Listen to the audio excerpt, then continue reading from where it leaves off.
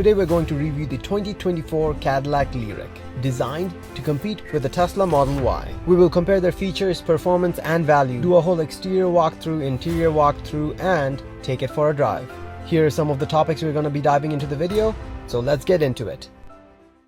Beneath the hood, where you traditionally would have an engine, now it's housed by a motor. With a 102 kilowatt battery pack and two powerful motors, produces about 500 horsepower and gives out about 450 pound-feet of torque. And let's not forget range. The Cadillac has about 307 miles of range, or about 494 kilometers for those of us who follow the metric system. Comparing that with the dual motor Tesla Model Y, it has a battery capacity of 81 kilowatts and has a range of about 330 miles. Again, that's about 530 kilometers for those of us following the metric system. The slightly lower battery pack compared to the Cadillac does produce a little bit less horsepower. We're looking at 384 horsepower generated by the dual motors of the Model Y that produces about 376 pound-feet of torque. And in terms of acceleration, the Cadillac Lyriq, despite being heavier than the Model Y, does 0 to 60 in about 4.4 seconds. The Model Y comes in at 4.8 seconds for the 0 to 60. The weight difference isn't much, but the Lyriq does have a higher battery capacity, which helps it go a little faster. Not that it matters for a Cadillac. Anyone really buying a Cadillac isn't really buying it for the 0 to 60. It's all about luxury, and the Cadillac does deliver. Up front, the Lyriq boasts that iconic Cadillac aesthetic. It's instantly recognizable, marrying tradition with the future, proving that the classic Cadillac charm is alive and well in the electric era. The front kind of looks like the BMW iX, but I don't know if it adopted that self-healing feature from the BMW iX. It looks super pristine and expensive, so I don't want to really test it out. For the wheels, the Lyriq comes with a 20-inch standard. Comparatively, the Model Y comes in a 19-inch standard, and if you want to upgrade to the 20 inches, you gotta pay an extra 2,600 Canadian dollars. While we're here at the wheels, listen to that futuristic pedestrian warning sound that the Lyriq emits. On the driver's side, you just click on the Cadillac emblem, and that will reveal the charging port, which is a basic J1772, and you can just pull this plug out and you have the DC fast charging, which is a CCS. On the passenger side, you just have the Cadillac emblem. Click this button here when you're done charging and it will close the charging port very smoothly. Now coming to the back, the rear design of the Lyriq I really love. It's definitely where art meets innovation. With its elegant lines and sophisticated aesthetic, not only does it raise the bar for the Model Y, which has a pretty boring back in my opinion, it definitely gives it a serious run for its money. Let's get into the hatch here. To open the back, you can use your Cadillac's keys, or you can just click on the Cadillac emblem. Compared to the Model Y, which has about 26 cubic feet of cargo space, for the Lyriq, you're looking at about 28 cubic feet of cargo space, just a little bit bigger than the Model Y. Of course, underneath you have some space here as well, and there's space underneath that as well, just like the Model Y. Unlike newer Teslas where mobile charging equipment are no longer included, the Cadillac's charging equipment comes in this really nice bag. I mean, look at that Cadillac logo. Inside of this bag, you of course have the J1772 adapter, then you got the basic 110, which you can use to plug in anywhere, and here's the 240 volt plug, which you can use for faster charging. That's probably where the other side of the plug goes, and it says Ultium on top, which is the name of the batteries that are used on the Cadillac. To be fair, Tesla got rid of the charging equipment because they saw that no one was using them. Now, just like the Model S with self-presenting doors, the Cadillac has something similar. As you walk towards the car, it pops out and you can just pull on it, and it's kind of like the Model 3 door handle, but it's self-presenting. On the sides, you of course have your window controls and your seat controls. The seat looks plain, but it has something very interesting which I'll cover in a minute. The rear has a good amount of leg space, 2 USB-Cs and 2 vents.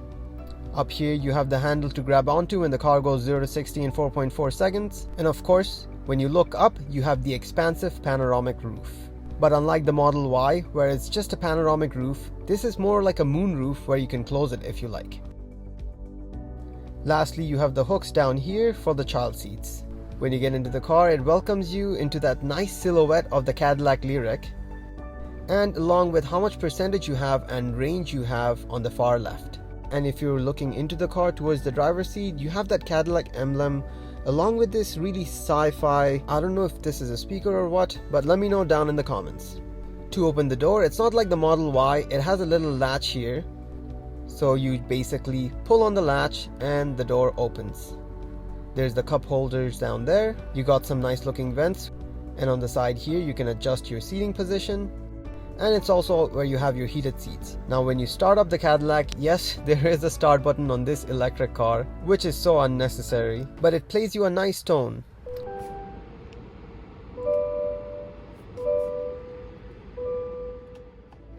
For shifting the car to drive, you have to pull the lever towards you and down. For reverse, it's just pulling towards you and up, and parking is just side button, just like the Model Y. Now here's what's different with the Cadillac. You can choose to have one pedal driving, where you don't need to use this paddle, but you can essentially use this as kind of like a brake pedal. But instead of using your brakes, you're using the regen braking. The buttons here are not physical, but they do have really good haptic feedback. On the right here, we have this little knob which you can use to control the screen. You have this little knob here as well. Again, feels very luxurious.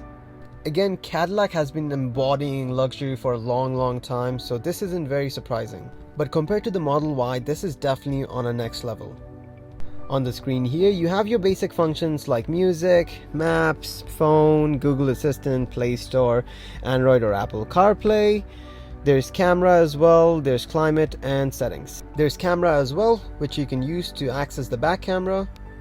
There's this camera as well, which you can use when you're backing up to a trailer to hook something up.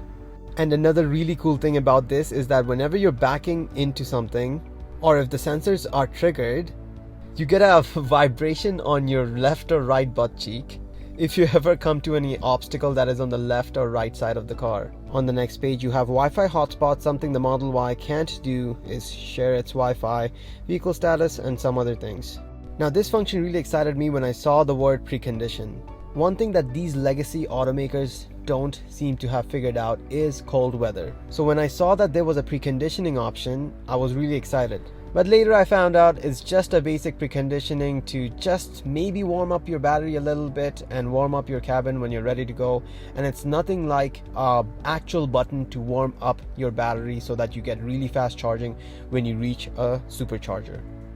Then you got drive modes here, where you have 4 different modes. You have Tour, you have Sport, and you can do snow and ice. You can also have a My mode where you can customize your own mode. Then on the bottom right corner here, you have the ability to completely switch off your regenerative braking or set it to high so that it's one pedal driving. On vehicle status here, you can check out your tire pressures. You can also check out what is draining your battery, like climate controls, driving, and how much it's losing while it's turned off. These numbers were definitely alarming and not anywhere close to the Model Y. But hopefully with a 102 kilowatt battery, it's not too far off from the Model Y's performance in terms of just everyday driving. Now let's go for a drive. There's that futuristic humming sound again. But when you're behind the wheel of the Lyriq, you're met with that quintessential smooth Cadillac ride. While the steering might not have that rapid response of that of a Model Y, let's remember you're not taking this Lyriq to a racetrack. It's crafted for those who seek comfort and luxury, which you will get. For the short drive that I did, it really handled those bumps really well. Definitely better than the Model Y. The Model Y has a much more rigid suspension system, I would say, even after the updated comfort suspension.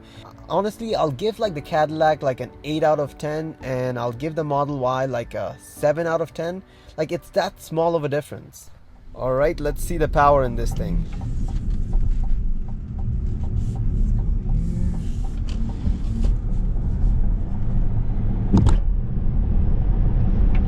It does exactly what it's supposed to do and feels exactly what it's supposed to feel like. Fully electric, instant torque, and the speed goes up and up from speeding to criminal speeding very fast. Another thing I wanted to show you guys is the turning radius. Here I am, I'm thinking like this is an SUV, it's a Cadillac. It has a long wheelbase, so I might need about 2 lanes to take this U-turn. But look at that, the Cadillac did this so well. I didn't even need to be on the right lane. I could have done a normal U-turn. Again, the Model Y is not too bad. It has a good turning radius as well, but I felt like the Cadillac had a better turning radius compared to the Model Y.